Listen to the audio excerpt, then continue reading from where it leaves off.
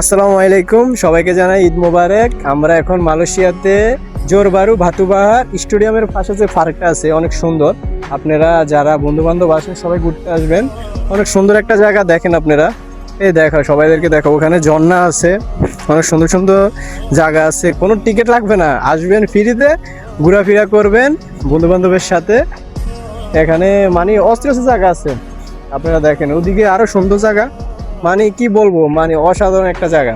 আপনারা যদি বন্ধু বান্ধব আসেন সবাই ঘুরতে পারবেন, শতানি করতে পারবেন, খেলাধুলা করতে পারবেন। স্টেডিয়ামও পাশে আছে, এখানে কিন্তু টিকিট লাগবে না, আসবেন ফ্রি, সব ফ্রি।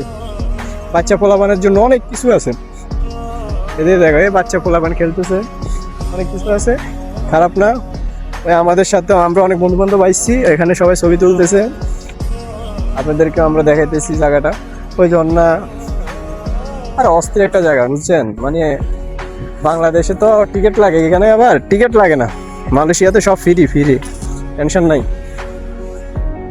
কেমন লাগে তোমার? তো কেমন লাগে? অস্থির। ঠিক আছে, সবাই ভিডিওটা শেয়ার করে দিবেন।